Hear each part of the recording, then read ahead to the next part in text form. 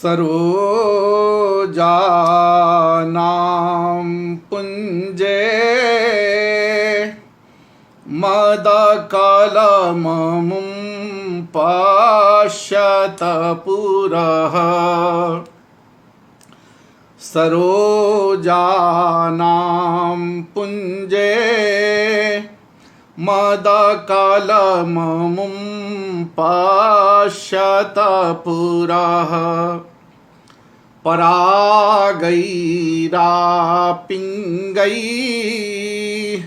स्फुरदधरकायं मधुकरम्। मुहुर्भ्रामं भ्रामं भ्रमररमणीयः सरभसम्। निरुन्धानोद्धानोद्धति विधुतमूर्धा विहरति। निरुद्धानोद्धानोद्धति विधुतमूर्धा विहरति।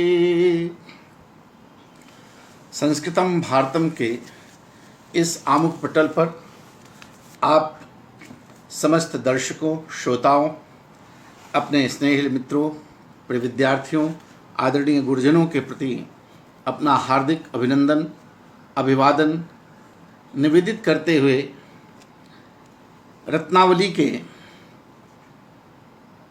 आज दैनिक पाठ्यक्रम में हम लोग विगत जिस पाठ में वत्सराज उदयन और विदूषक के मध्य होने वाले संवाद में कौशाम्बी नगरी में जिस मदनोत्सव का शुभारंभ किया गया है, उस मदनोत्सव की क्या शोभा है, उस कौशाम्बी नगरी में किस तरह से कितनी उमंग के साथ वहाँ के नागरिक, वहाँ की नर नारी सब होलिकोत्सव में इतना मस्त हो गए हैं, कोई किसी को पहचानने की स्थिति में नहीं है, रंग और गुलाल में सराबोर हो चुके हैं। उस स्थिति में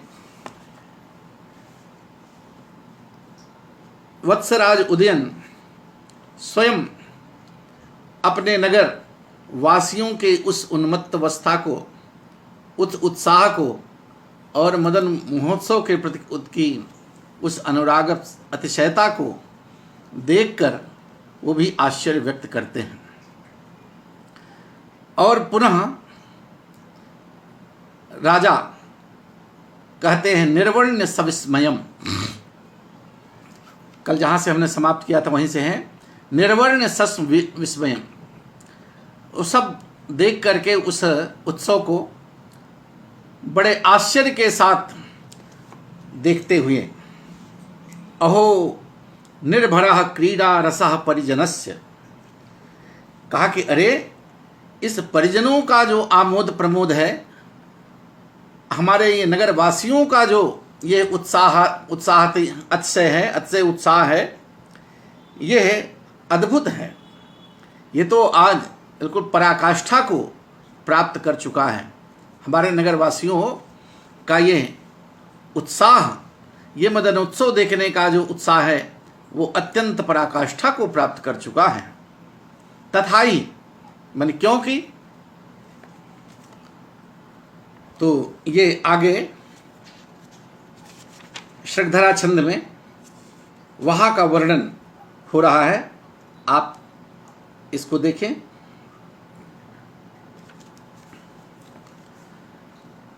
स्रस्ताः श्रद्धाम शोभाम, स्रस्ताः श्रद्धाम शोभाम, त्यजति विरचितां माकुलः केशपाशः क्षीबायानुपुरौ च द्विगुणतरमिमौ क्रन्दतः पादलग्नौ व्यस्तः कम्पानुबन्धात् अनवरतमुरो हन्ति हारोऽयमस्याः क्रीडन्त्याः पीडयेवस्तनभरविनमन् मध्यभंगानपेक्षम।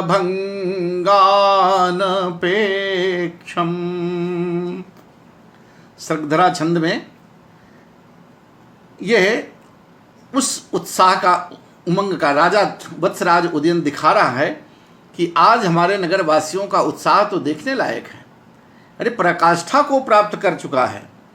वो कहता है स्रस्तः सृग्दाम शोभाम त्यजति विरचितां माकुलः केशपाशः क्षीबायानुपुरौ च द्विगुणतरमिमौ क्रन्दतः पादलग्नौ व्यस्तः कम्पानुबन्धात् अनवरतमुरो हन्ति हारोऽयमस्याः क्रीडन्त्याः पीडयेव स्तनभर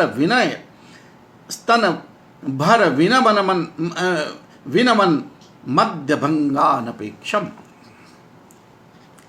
वह वर्णन क्या है कि उसमें सब होलिकोत्सव में मदिरा पान करके एकदम मस्त हो चुके हैं, मदमत्त हैं, और वहाँ की जो वारांगनाएं हैं वो इतना सब मदिरा पान करके इतना उन्मत्त हो चुकी हैं और कि उनको अपनी सुध-बुध खोज, तो कोई सब मदिरा पान करने की स्थिति क्या होती है, किसी के पैर लड़खड़ा रहे हैं, कोई झूम रहा है, कोई जो क्या बोल रहा है, क्या प्रलाप कर रहा है, उनकी कुछ भाषा समझ में नहीं आ रही, सब मदराए हुए मदिरा पान में मस्त उमंग में।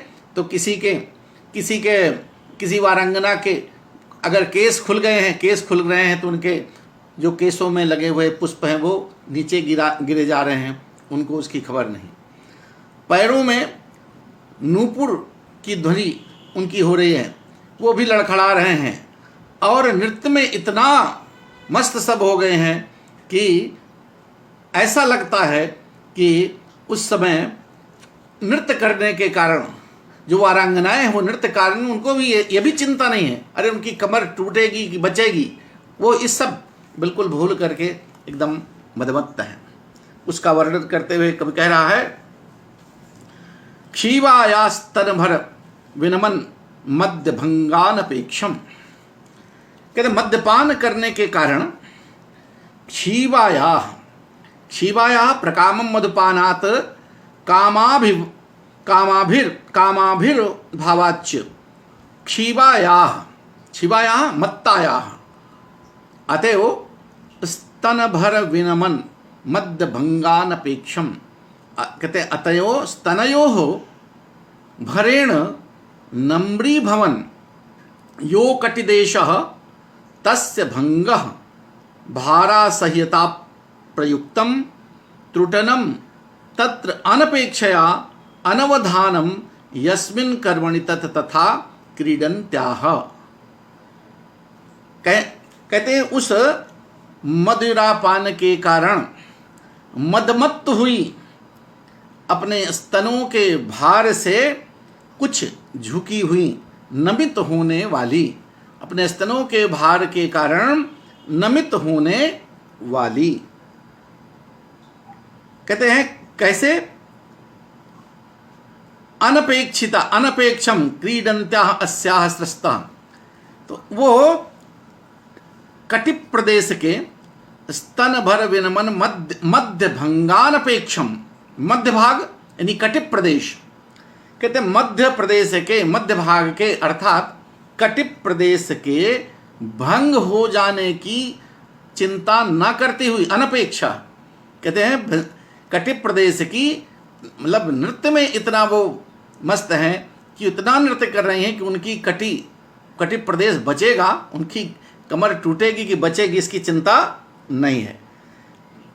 तो कटि प्रदेश के भंग की चिंता न कर नृत्यंती, नृत्य करती हुई, नृत्य करती हुई, क्रीडन्त्याः।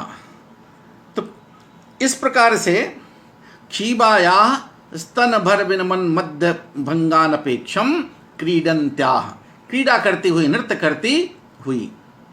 अस्याः स्रस्तः आकुलः केशपाशः, अस्याः, अस्याः उनके समीप, इनके जो आप देखें कि चेटी, दो चेटी आई हैं मदनिका, वो नृत्य कर रही हैं। तो इनके नृत्य करते हुए तो सामने दिखाई पड़ने वाली सेविकाओं का शिथिल बंधन हो गया है, जिसका ऐसे केशपाशों का, सेविका का ढीला बंधन, जिसके बाल खुल गए हैं, जिसके बाल शिथिल हो गए हैं, ऐसे शिथिल ढीला बंधन वाला अतः वो बिखरा हुआ केशपाश पीड़या आकुलः केशः केशपाशा पीड़ययु, मतलब कष्ट के साथ, केशपाश पीड़ा के कारण, अर्थात जो बहुत प्रयत्नपूर्वक जिससे धारण की गई, जिसमें बड़े शौक से, बड़ी प्रयत्न से, जिसमें पुष्पगुच्छ भी लगाया गया है शोभा के लिए, तो वो सब नृत्य करते हुए उन सेविकाओं का नृत्य करने के कारण उनका जो केशपाश बंधन है वो शिथिल हो गया, ढीला पड़ गया है। तो ढीला पड़ा हुआ, बिखरा, ढीले हो जाने से, शिथिल हो जाने से बिखरे हुए केश पास पीड़या, पीड़ा के कारण, प्रयत्न पूर्वक, बड़े प्रयास से धारण की गई हुई पुष्पमाला की शोभा का परित्याग कर रहा है।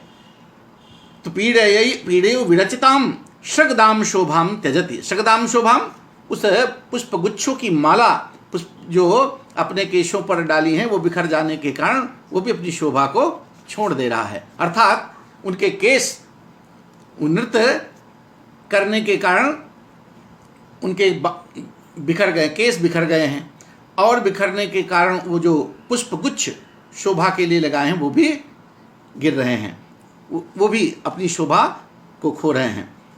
तो वो पुष्पमाला की शोभा का भी परित्याग कर रहा है, कौन? केश। और कहते हैं पाद लग्नौ इमौ नूपुरौ द्विगुणतरम क्रंदता, और पैरों में जो बांधे हुए जिसको नृत्य कर रही हैं घुंघरू, तो नूपुर जो उनके पैरों, तो पैरों में लग्न नूपुर, पैरों में बंधे हुए जो नूपुर हैं वो पीड़ा के कारण नृत्य कर रहे हैं, नृत्य करने में पीड़ा भी होगा ही।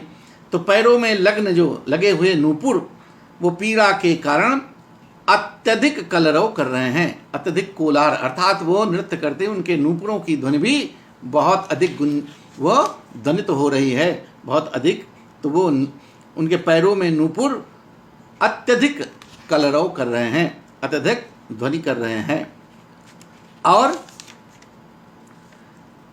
कंपानुबंधात व्यस्तः अयम हारः अनवरतम उरः हन्ति, और नृत्य करने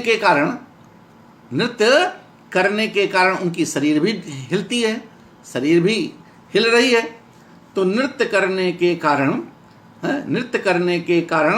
प्रकंपनवश, कांपने, हिलने के कारण, इधर उधर आंदोलित होने वाला, इधर उधर हिलने वाला ये जो हार है उनके वक्षस्थल पर, उनके स्तनों पर जो हार है वो भी पीड़ा के कारण क्या कर रहा है? वो कष्ट दे रहा है, ताड़ित कर रहा है। उर को, किसको ताड़ित का? उर को ताड़ित कर रहा है, उर को पीड़ित कर रहा है। तो पाद लग्नौ इमौ नूपुरौ द्विगुणतरम क्रंदता, और पैरों में बंधे हुए जो नूपुर हैं, लगे हुए नूपुर, वो अत्यंत ध्वनि कर रहे हैं, अर्थात उनके पैरों में नृत्य करते हुए उनके नूपुर भी खूब बज रहे हैं। और नृत्य करने के कारण, कंपन होने से व्यस्तः अयम हारः अनवरत, हिलने डुलने के कारण, आंदोलित होने का इधर उधर हिलने डुलने के कारण ये हार जो उनके स्तनों पर पड़ा हुआ है, उनके वक्षस्थल पर है, वो भी पीड़ा के कारण मानो उर को, उनके हृदय को, उनके वक्षस्थल को वो पीड़ित कर रहा है। अनवरतम उरह हंति, अनवरतम लगातार बार बार वो नृत्य कर रही हैं और नृत्य करने के कारण वो हिल डुल रहे हैं, तो उनके गले में पड़ा हुआ जो हार है, उनके ऐसा लग रहा है जाने उनके उर पर, उनके स्तनों को वो पीड़ित कर रहा है, पीड़ित कर रहे हैं। तो इस तरह से स्रस्तः श्रद्धाम शोभाम त्यजत विरचिताम आकुलः केशपाशः, तो उसमें मद्यपान करने के कारण उन्मत्त हुई, मतवाली वहाँ की जो वारांगनाएं हैं, उनके स्तनों के भार अधिक होने के कारण कुछ नम्र हुई, विनम्र हुई, झुकी हुई, नमित होने वाली और कटिप प्रदेश के भंग हो जाने की चिंता न करने वाली, उनकी नाचते हुए, नृत्य करते हुए उनकी कमर बचेगी कि टूटेगी, इसकी भी उनको परवाह नहीं है, उनकी चिंता नहीं है, नृत्य कर रही हैं, मस्त हैं। तो कटिप प्रदेश के भंग की चिंता न कर नृत्य करती हुई अस्याह स्रस्तः आकुलः केशपाशः पीडयेव, इनके और सामने इन जो सेविकाएं हैं, सेविका का ढीला बंधन वाला अतयो बिखरा हुआ केशपाश, जिसके नृत्य करने के कारण जिसके केशपाश के बंधन शिथिल हो गए हैं, ढीले पड़ गए हैं और उनके बाल बिखर गए हैं, तो उसमें कहते हैं क्रीड़ा करने के कारण, पीड़ा के कारण प्रयत्न पूर्वक धारण की गई, प्रयत्नपूर्वक जो उसमें बड़े शौक से, बड़े खुशी से जिनको सजाया गया है, फूल के पुष्प के गुच्छे जिसमें जिन बालों में लगाए गए हैं, वो भी केशों के बिखर जाने के कारण वो भी अपनी शोभा को त्याग दे रहे हैं, परित्याग कर रहा है। पैरों में पाद लग्नो इमो नूपुरौ दुगुणतरम क्रंदता, और पैरों में बंधे हुए जो नूपुर हैं, जो नृत्य करते समय घुंघरू या नूपुर बांधे जाते हैं, तो वो इतना कहते दुगना, इतना वो नृत्य कर रही हैं कि वो अपने सामान्य जो उनकी ध्वनि है उससे दुगना अर्थात बहुत अधिक ध्वनि कर रहे हैं, कलरव कर रहे हैं। पैरों में लगे हुए नूपुर वो अत्यधिक कलरव कर रहे हैं, बहुत तेजी से, बहुत जोर से ध्वनि कर रहे हैं, अर्थात बज रहे हैं, कलरव कर रहे हैं। और नृत्य करने के कारण कंपन होने से क्रंदतः कंपानुबंधात व्यस्तः अयम हारः अनवरतम उरह हंति, और नृत्य करते समय चूंकि शरीर हिलती डुलती है, तो नृत्य करने के कारण प्रकंपन होने से, हिलने डुलने से, इधर उधर हिलने डुलने के कारण उनके वक्षस्थल पर पड़ा हुआ जो हार है, वो उनके उर को पीड़ा के कारण, मानो उर को जो है आंदोलन, इधर उधर हिलने के कारण, ये हार पीड़ा के कारण मानो उर को ताड़ित कर रहा है, उर को पीड़ा कष्ट दे रहा है। तो इस समय उन वार विलक्षण जो चेटियां जो दो आई थी, वो मदमत्त हैं, मदिरापान करके उस मदनोत्सव में एकदम नृत्य कर रही हैं, और इतना नृत्य कर रही हैं कि उनको अपनी परवाह भी नहीं है।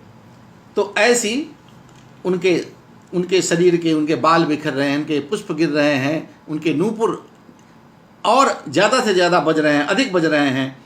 तो इस तरह से ये पृथ्वीराज उदयन यहाँ पर काव्य, लिंग अलंकार तथा अंगों के संचालन से हार पीड़ा का हेतु है, इसलिए हेतु प्रेक्षालंकार है, श्रद्धरा छंद है। यहाँ पर नूपुर का द्विगुणित होना, नूपुर का बहुत अधिक बजना, ये सब उन जो वारंगनाएं हैं उनकी विलासिता को सूचित कर रहा है। उनकी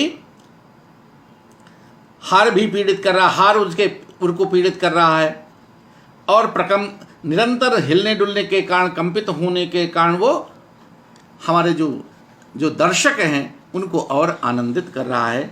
यहाँ पर इन रमणियों के इस नर्तन से, दृश्य से कौशाम्बी के उन नगरवासियों का अनुरागातिशय यहाँ पर प्रतिबिंबित हो रहा है। ये सब देखते हुए विदूषक फिर कहता है, भोवयश्य अहमपि एतेषां बद्ध परिकराणां मध्ये गत्वा नृत्यं गायन मदन महोत्सव मानयिष्यामि। विदूषक कह रहा है कि हे मित्र, वो भी उसको भी नशा आ गया।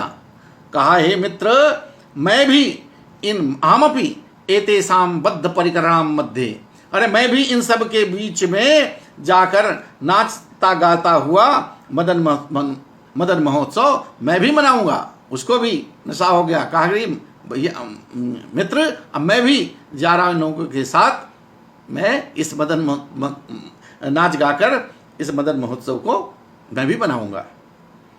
राजा सस्मितम वयस एवं क्रियताम। राजा हंसते हुए कहा, रे मित्र, अवश्य करो, बिल्कुल, तुम भी जाओ, नाचो गाओ तुम भी। विदूषकः यद भवान आज्ञापयति। चलिए, जब आप आज्ञा कर रहे हैं, जब आप आज्ञा दे ही रहे हैं, तो मैं भी जा रहा हूं, आप जैसा आदेश दें वो। भवति मदनिके भवति चूतलतिके मामपि एतत् चरचरिकम शिक्षयतम। कहा कि अरे हाँ, अरे मदनिके, चूंकि मदनिका और च्यूतललिका ये दो चेटियां जो आई हैं, जो वही नृत्य कर रही हैं, तो उनको वो संबोधित करता है, अरे मदनिके, हे मदनिके, हे च्यूतलतिके, हाँ, मुझे भी ये चरचरी सिखा दो। मामपि एतत् चरचरिकम शिक्षयतम, मुझे भी ये चरचरी सिखा दो। उभे विहस्य, दोनों हंसती हुई, हंसकर कहते, हताश न खलु ऐसा चरचरी। अरे हंसकर कहती है कि हताश, अरे मूर्ख, ये चरचरी नहीं है, ये चरचरी है क्या? विदूषक, तत् किम खलु एतत्, तो फिर क्या है भाई, तो क्या है? मदनिका कहती है, द्विपदी खंडम खलु एतत्। अरे ये द्विपदी खंड है, ये द्विपदी गान है, इसको, ये एक संगीत की एक अलग राग है, इस द्विपदी खंड है। तो खंड है, क्या कहती है, ये द्विपदी खंड है। अब विदूषक तो जानते हो, खाने पीने में जरा से वो पेटू भी होता है, वो हमेशा खाने पीने के चक्कर में ज़्यादा रहता है। तो अब वो खंड को क्या समझता है, कहता है द्विपदी खंड है, ये द्विपदी खंड है। तो विदूषक कहता है, अच्छा, किमेतेन खंडेन मोदकाः क्रियन्ते। अच्छा, ये खंड को वो खाड़ समझता है, चीनी।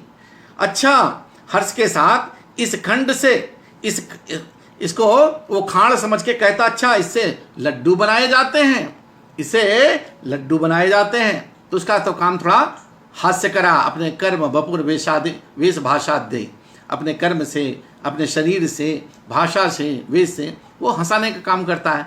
तो थोड़ा यहाँ पर वो खंड को खाड़ बना लेता और कहता, अच्छा, इससे लड्डू बनता है, अच्छा, तब तो बहुत अच्छा लगेगा भाई। तो वो फिर कहता है कि मैं तेन खंडेन मोदकाः क्रियन्ते। अच्छा, क्या इस खांड से मोदक बनाए जाते हैं? वही है। फिर कहता है विदूषक, मदनिका कहते हैं, अरे नहीं, पठ्यते खलु एतत्। अरे नहीं, खाने पीने मोदक नहीं बनाए जाते हैं। अरे इससे कहते हैं पठ्यते खलु, अरे ये पढ़ी जाती है, इसको गा करके सुनाया जाता है, इसको ऐसा है, खाने की चीज़ नहीं है। विदूषक सविषादम, फिर निराश हुआ। अरे थोड़ा से वो विषाद के साथ, जानता तो वही है, लेकिन वो केवल बनावटी सब काम कर रहा है। तो सुला बनावटी, थोड़ा दुखी मन। अच्छा, अरे मैंने क्या सोच लिया भाई। कहा, यदि पठ्यते तदलम ममैतेन कहा अगर ये पढ़ने की ये है, यदि ये पढ़ा जाता है तो मुझे इसकी ज़रूरत नहीं है, मुझे पढ़ना वढ़ना क्या आता है, वो तो प्राकृत बोलता है। कहा अरे तब तो मेरे बस का नहीं है, तो यदि पढ़ा जाता है तो मुझे इसकी आवश्यकता नहीं है। मुझे हाँ, तो यदि पठ्यते तदलम ममैते, तो मेरे लिए तो मुझे इसकी ज़रूरत नहीं है। वयस्यस्य सकाशम्यु गमिष्यामि, अच्छा मैं अब तो अपने मित्र के पास चला जाता हूँ भाई, तो मैं अपने मित्र के पास जा रहा हूँ। तो फिर दोनों कहते हैं उभे हस्ते गृहीत्वा, अब दोनों उसको हाथ पकड़ करके फिर रोकना चाहती हैं। एहि क्रीडामः बसंत कुत्र गच्छसि, अरे आओ आओ, कहाँ चले जा रहे हो, आओ बसंत कुत्र गच्छसि, एहि क्रीडामः, आओ हम लोग खेलते हैं। तो कहाँ, बसंत कुत्र गच्छसि, अरे कहाँ जा रहे हो।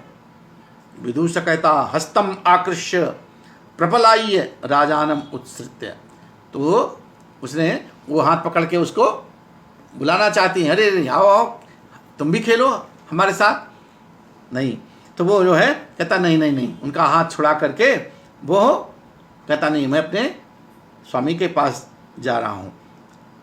वे तो विदूष का हस्तम आकृष्य प्रपलाय्य राजानम उत्सृत्य, हाथ छुड़ा करके अब भाग करके राजा के पास पहुँचता है और उनके पास जाकर वयस्य नर्तितोस्मि, अरे मैं नचाया गया हूँ, नर्तितोस्मि, अरे मैं नचाया गया हूँ।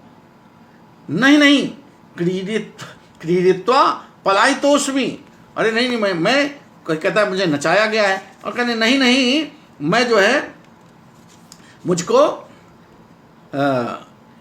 नहीं, क्रीडित्वा पलायितोस्मि, अरे मैं नहीं, क्रीड़ा करके मैं भाग आया हूँ, मैं क्रीड़ा करके भाग आया हूँ। राजा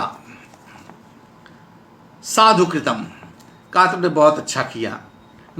राजा तो जानता है, कहा कि साधु कृतम, ठीक किया। अब च्यूत लतिका कहती है हंजे मदनिके चिरम खल्वावाभ्याम क्रीडितम, च्यूत ललिका मदनिका से कहती है सखी मदनिके, अरे बहुत देर हो गई हम लोग जो है क्रीड़ा करते हुए, अरे हम लोग बहुत देर से क्रीड़ा कर रहे हैं, देर तक हम लोगों ने क्रीड़ा कर लिया है, क्रीड़ा की है। तदेहि निवेद यावस्तावत भरत्याह संदेशम महाराजस्य, अरे हम लोग तो स्वामी महारानी का संदेश लेकर यहाँ पर स्वामी को बताने के लिए आए थे, हम तो खेलने लगी, अरे बड़ा देर हो गई भाई, कहते बहुत देर तक हम लोगों ने खेला है, अरे आओ तो। तदेहि निवेद यावस्तावत भरत्याह संदेशम महाराजस्य, अरे आओ तो महाराज से हम लोग महारानी का संदेश तो बता दें जिसके लिए आई हैं। मदनिका सखी एवं कुर्वः, हाँ सखी बिल्कुल ऐसा ही करना है, ऐसा ही करें। चेट्यौ, अब दोनों जो है चेटियां परिक्रम में उपसृत्य चा, इधर उधर घूमती हुई और राजा के पास पहुंचती हैं, उपसृत्य राजा के समीप पहुंच करके।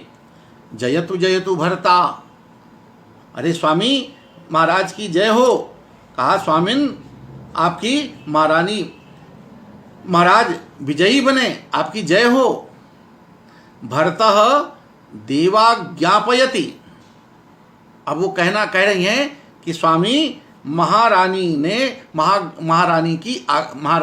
आज्ञा दिया है, उनका आदेश दिया है। अब ये थोड़ा से वो कहती हुई हिचकिचा जाती हैं, अरे राजा है, महारानी इनको आदेश देंगी, तो इत्यर्धोक्ते, ऐसा कह के वो अपने को रुकना चाहती हैं। हाँ, भरता देव आज्ञापयति इत्यर्धोक्ते लज्जामनाट्यंतो, उनको लग रहे हम लोग क्या बोल रहे हैं, महारानी आदेश कर रही हैं, ऐसा बोल रही हैं। हाँ, तो वो इत्यर्धो, आधा कहते ही महारानी देव्याज्ञाप इतना बोलती हैं अपने को, फिर आधा इत्यर्धोक्ते लज्जामनाट्यंतो, थोड़ा लजा जाती हैं कि राजा से आदेश की बात हम लोग कर रहे हैं। नहीं नहीं नहीं, विज्ञापयति, अब कहते नहीं नहीं नहीं, वो आदेश नहीं कर रही हैं, विज्ञापयति, अरे वो आप निवेदन करती हैं, महारानी ने हम लोगों के माध्यम से वो आपसे निवेदन उन्होंने किया है, निवेदन करती हैं। राजा कहता है बिहस्य सादरम, थोड़ा मुस्कुराते हुए हंस करके और आदर के साथ कहता है, मदन के ननु आज्ञापयति इत्येव रमणीयम। अरे तुमने जो कहा, जो तुम कह रही थी कि महारानी आज्ञा दे रही हैं, ये कहना तुम्हारा ज़्यादा अच्छा लग रहा है। ये तुम जो रुक गई कहते कहते, कहा कि महारानी ये कुछ आज्ञा देती हैं, आज्ञा दी हैं तुम्हारे माध्यम से, ये कहना अच्छा लगता है, ये ज़्यादा अच्छा लगता है। और विशेष तो अद्य मदन महोत्सव है, और विशेष रूप से आज के इस अवसर पर, जबकि यहाँ मदन महोत्सव हो रहा है, जबकि यहाँ पर वसंतोत्सव हो रहा है, ऐसे अवसर पे अगर वो आदेश दे रही हैं, तब तो यही कहना तुम्हारे लिए अच्छा है। आह दास्याह पुत्री किम देव्याज्ञापयति। अब विदूषक भी सुन रहा है। विदूषक कह रहा है कि तत्कथय किमाज्ञापयति देवी। अच्छा बताओ देवी ने क्या आदेश दिया है भाई। विदूषक बोलता है बीच में, आह दास्याह पुत्री किम देव्याज्ञापयति। अरे दासी पुत्री, ये नौकरानी की बिटिया, दासी की पुत्री, सेविका की पुत्री महारानी क्या आज्ञा दी है, क्या देती हैं, क्या उनकी आज्ञा है। चेटी बोलती हैं, एवं देवी विज्ञापयति। देवी यह इस प्रकार से निवेदन करती हैं, उन्होंने इस प्रकार से हमसे निवेदन किया है। अद्य खलु मया मकरोद्यानम गत्वा रक्ता शोक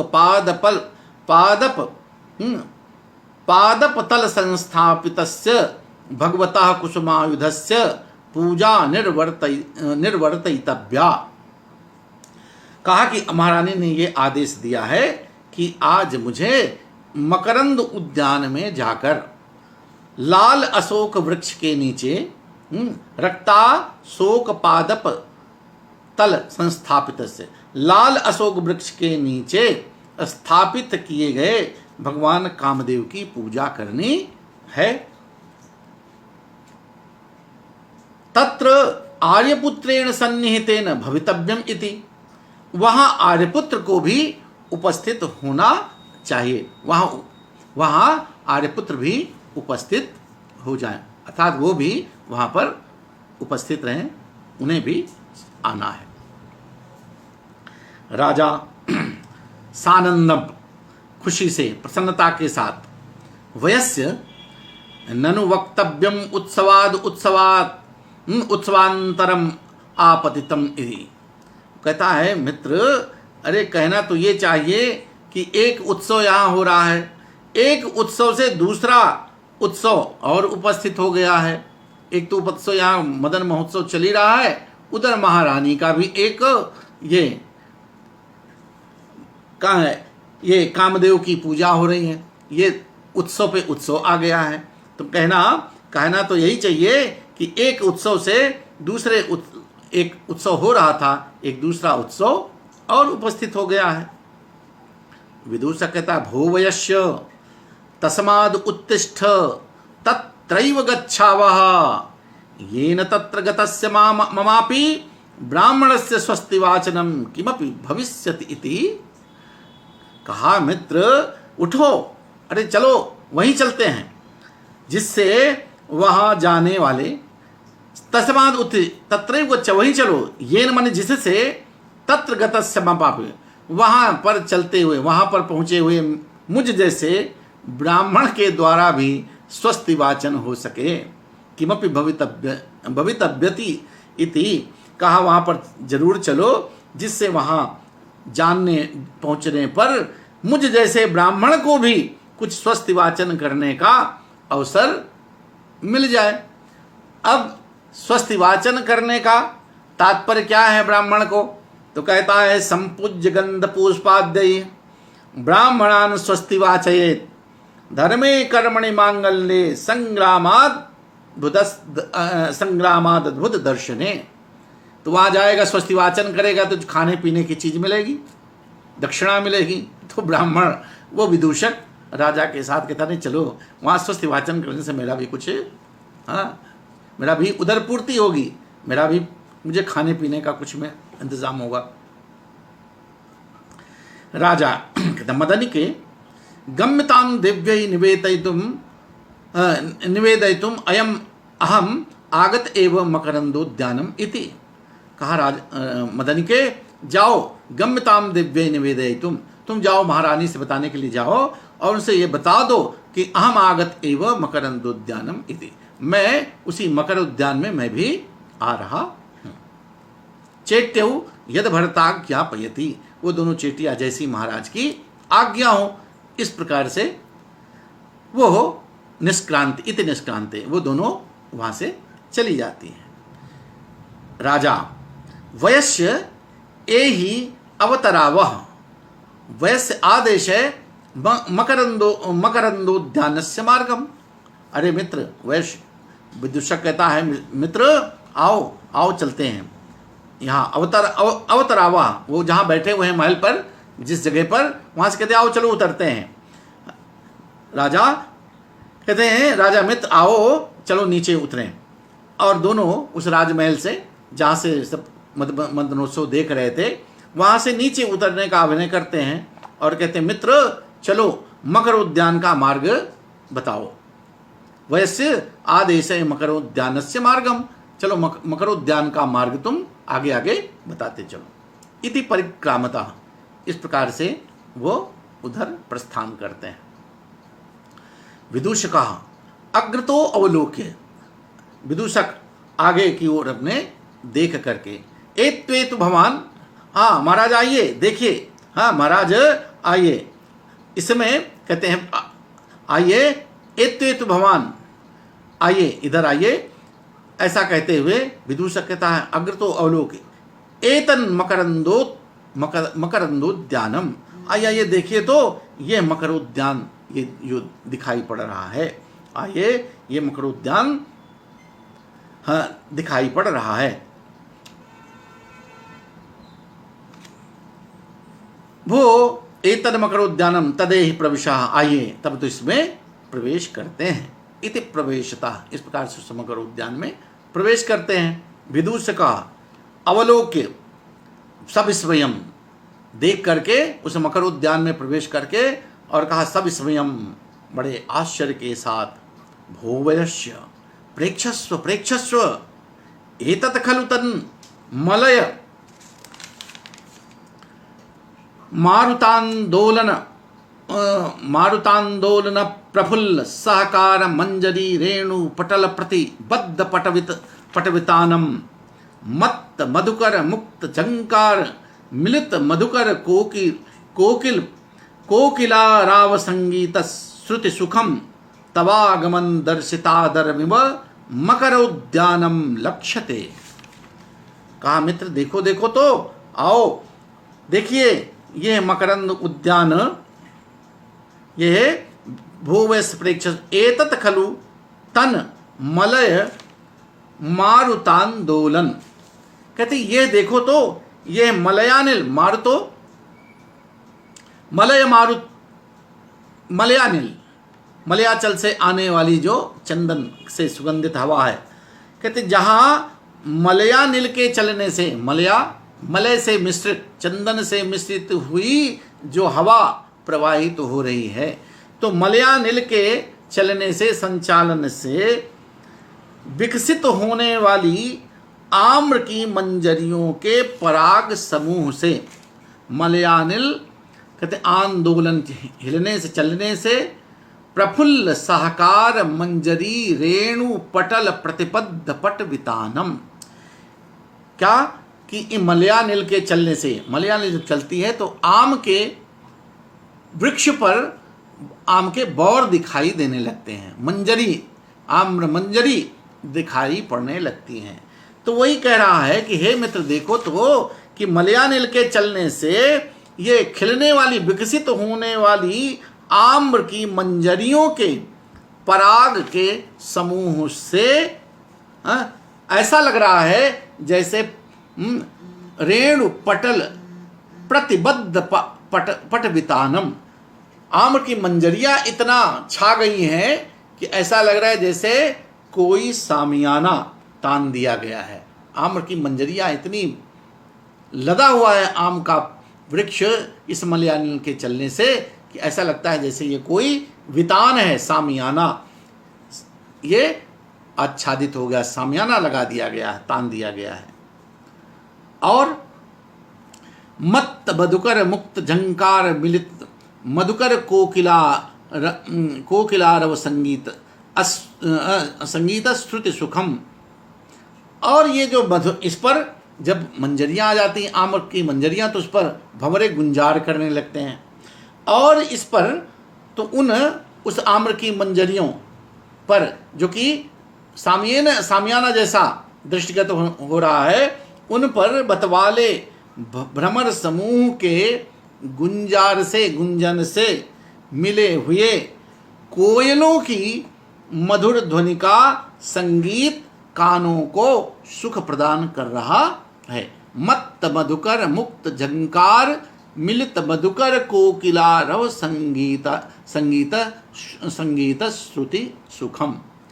कहते हैं उसी उन मंजरियों पर मत वाले भंवरों के गुंजार से, भ्रमर समूह के गुंजन से मिश्रित कोयल की मधुर ध्वनि का संगीत कानों को सुख प्रदान कर रहा है, सुख दे रहा है।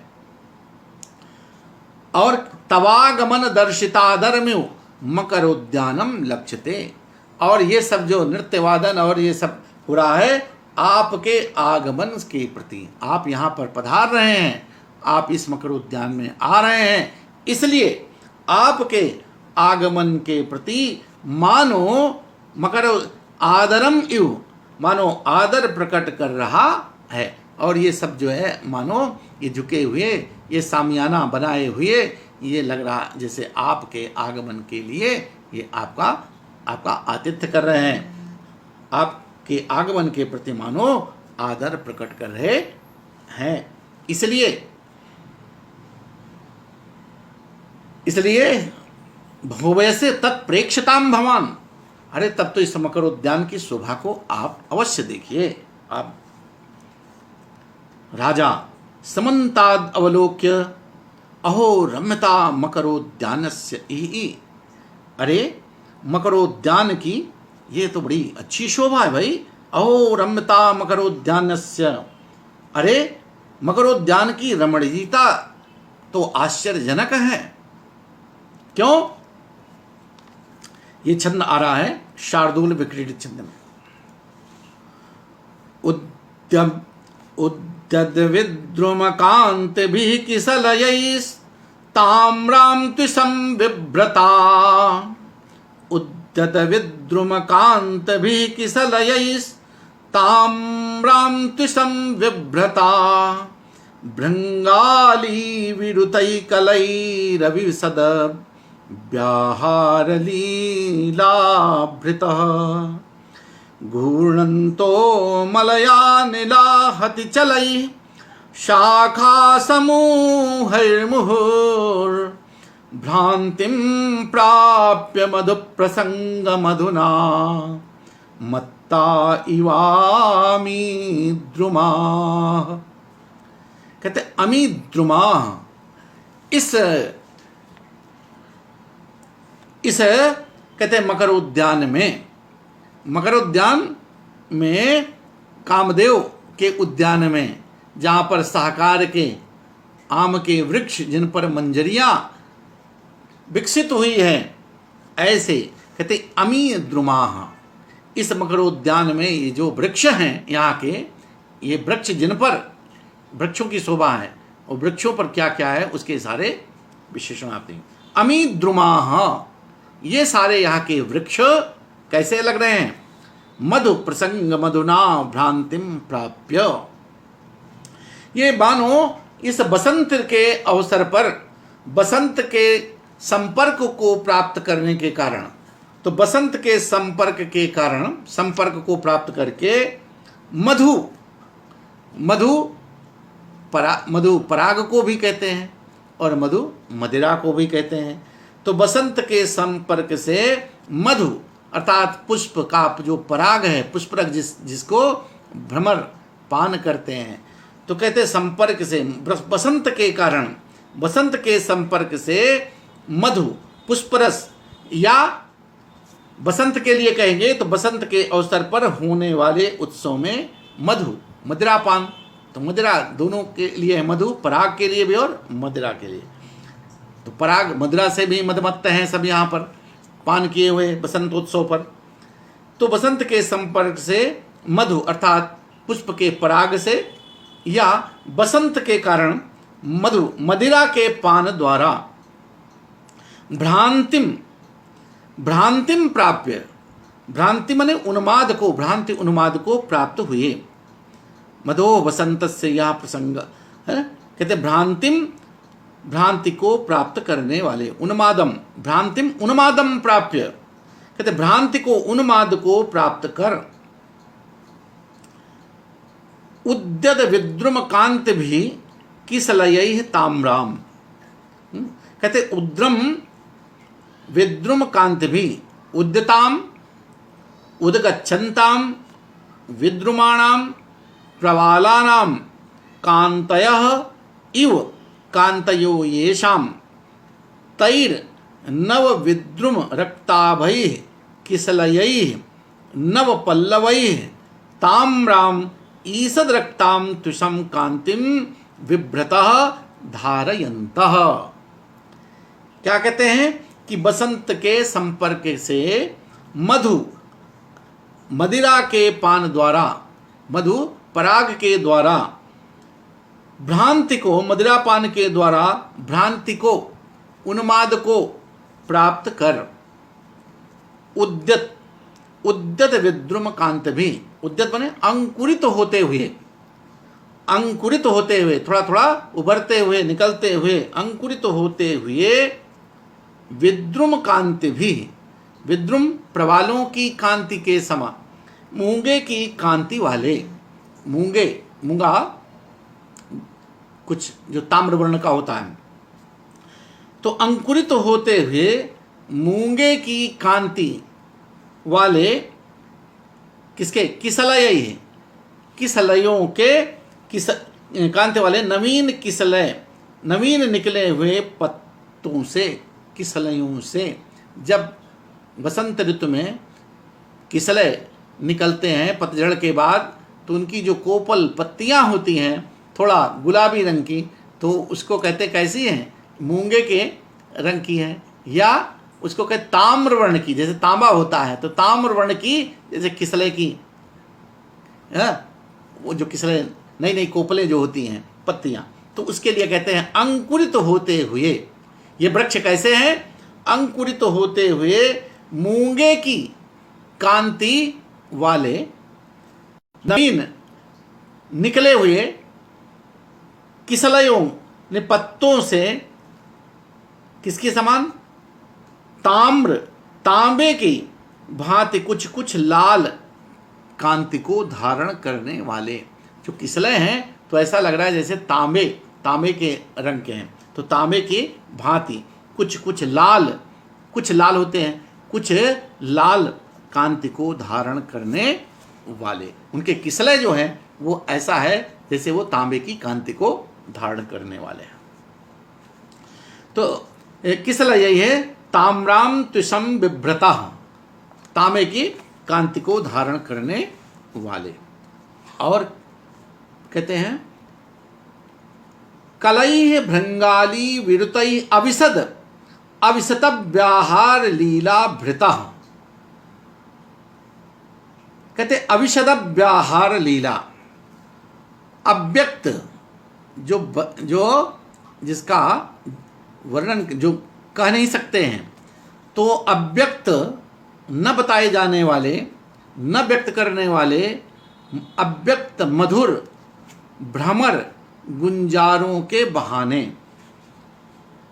भृंगाली विरुतैः अविशद व्याहार लीला भृता, तो अव्यक्त मधुर भ्रमर गुंजारों के ब्याज से, बहाने, अस्पष्ट, कैसे अविशद यानी जो अस्पष्ट नहीं है, अस्पष्ट प्रलाप की लीला को धारण करने वाले।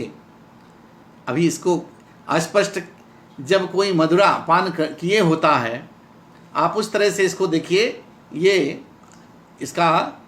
तो वृक्ष के या अमी द्रुमाह, ये द्रुम है, तो द्रुम के लिए तो कहा, तो द्रुम के लिए जा रहा है, लेकिन कहते कहते हैं कि जो बोल तो नहीं पा रहे हैं, तो अव्यक्त मधुर भंवरों के गुंजारों के ब्याज से अस्पष्ट प्रलाप की लीला को धारण करने वाले,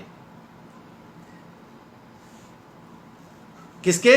मलयानिल के आघात से। मलयानिल हति चलई है एक पक्ष। आप पहले द्रुम का देख लिए, वृक्षों के पक्ष में भी हम बता रहे हैं कि वृक्षों के क्या है, मलयानिला हति चलई है, मलयानिल के आघात से, मलयानिल के चलने से, हाँ, मलयानिल के आघात से, मलयानिल चलती है तेज से, तो उसकी रगड़ से, उसकी आघात से चलायमान, शाखाएं भी हिलती हैं, शाखाएं भी हिल रही हैं, तो मलयानिल के आघात से चंचल बनी हुई, चलायमान हिलती डुलती हुई, शाखा समूहैर, शाखा समूहों से।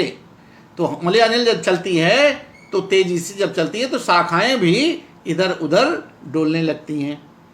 तो मलयाचल के आघात से चलायमान शाखा समूहों से मुहुर बार बार घूर्णन्तः, घूर्णता माने झूमते हुए, झूमते हुए, मत्ता इव भांति, मकरोद्यान के ये वृक्ष, अमी वृक्षा, मकरोद्यान के ये वृक्ष मधुपान से मत वाले की भांति सुशोभित हो रहे हैं। वर्णन क्या है कि ये जो मकरोद्यान के वृक्ष हैं, ये मदमत्त, एक जो मदिरा पान किया हुआ व्यक्ति होता है उसकी क्या स्थिति होते हैं उसको ध्यान दीजिए। मदिरा पान किया हुआ व्यक्ति, नर हो चाहे नारी, वो जब शराब मदिरा पान किया होता है तो क्या है, उसके पैर लड़खड़ाते हैं, वो सीधे चलता नहीं है, वो भी झूमता रहता है। क्या बोल रहा है? उसका अस्पष्ट प्रलाप है। तो यहाँ पर भंवरे जो गुंजार कर रहे हैं उससे लग रहा है जैसे वो अस्पष्ट, वो कोई मदिरा पान करने वाला जैसे क्या बोल रहा है अपने नशे में, उसको कुछ अता पता नहीं रहता है, बोल रहा है, अस्पष्ट प्रलाप कर रहा है, उसका दृश्य देखिए।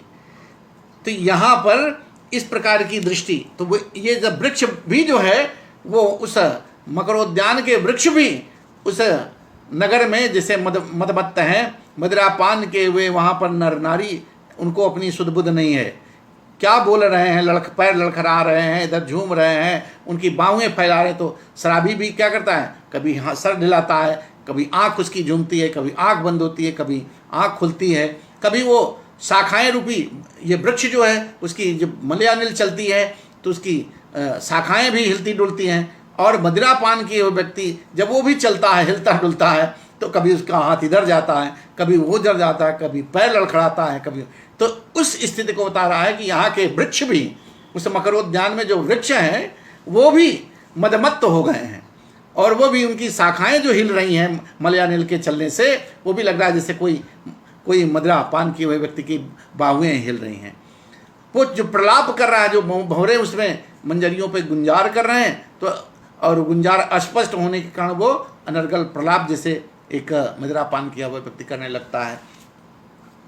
तो यहाँ पर इस पद्य में राजा उदयन उस मकरोद्यान में क्या करता है, वो वहाँ के वृक्षों की जो तरु हैं उनकी शोभा का वर्णन करते हुए कह रहे हैं कि इसमें ये मधु बसंत के अवसर पर वृक्षों में भी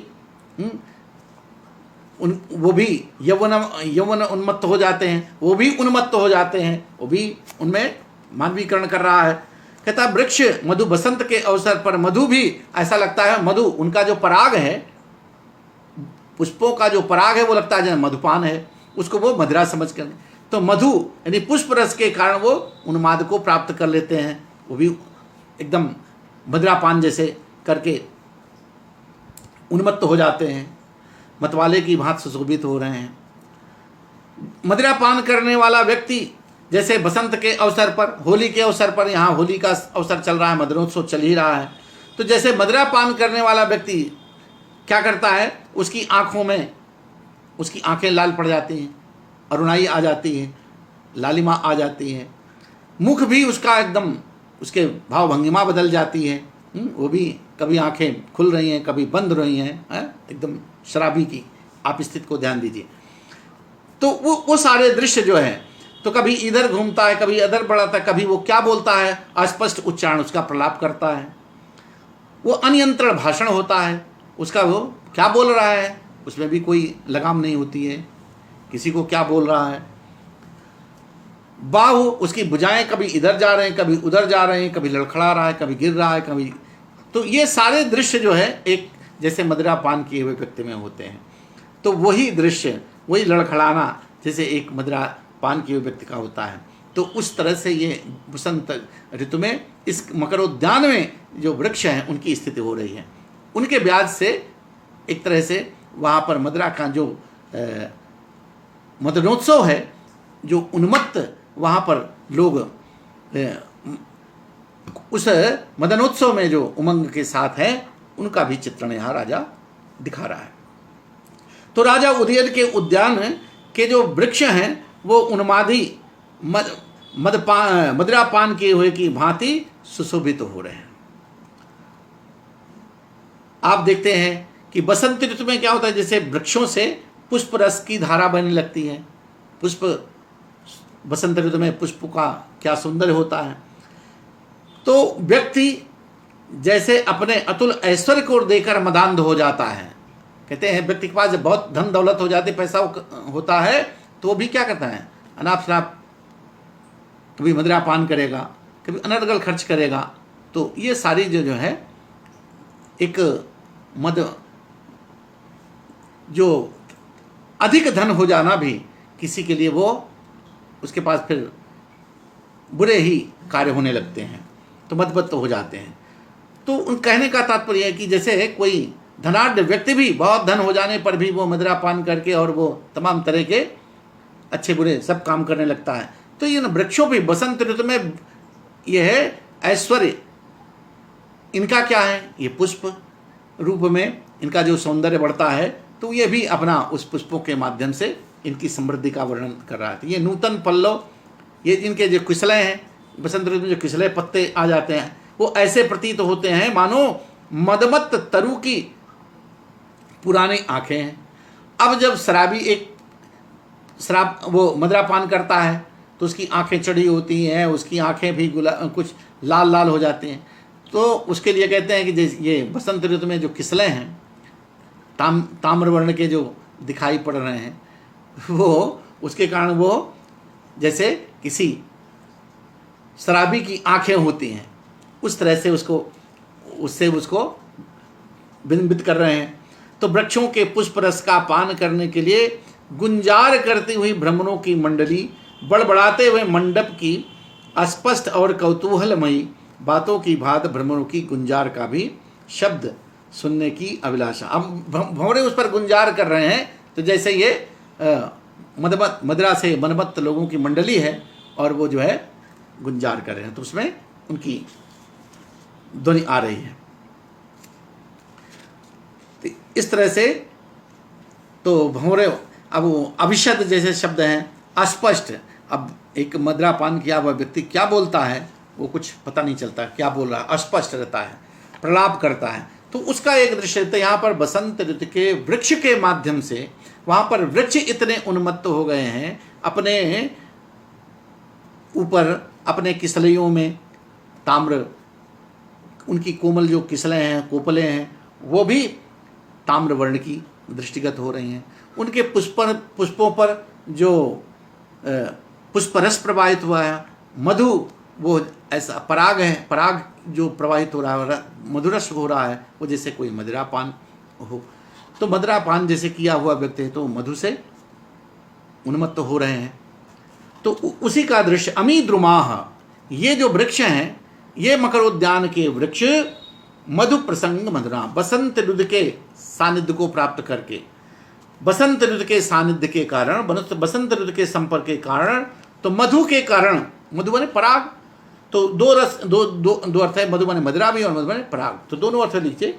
तो मधु अर्थात बसंत के अवसर पर होने वाले मधु मदिरापान के द्वारा भ्रांति को, उन्माद को उत्पन्न करके कुछ अंकुरित होते हुए मूंगे के समान कांति वाले अभिनव खिले हुए, अभिनव निकले हुए पत्तों यानी किसलियों से तांबे की भांति कुछ कुछ लाल कांति को धारण करने वाले और अस्पष्ट अव्यक्त मधुर भंवर गुंजारों के ब्याज से, भंवरों के गुंजार के ब्याज से अस्पष्ट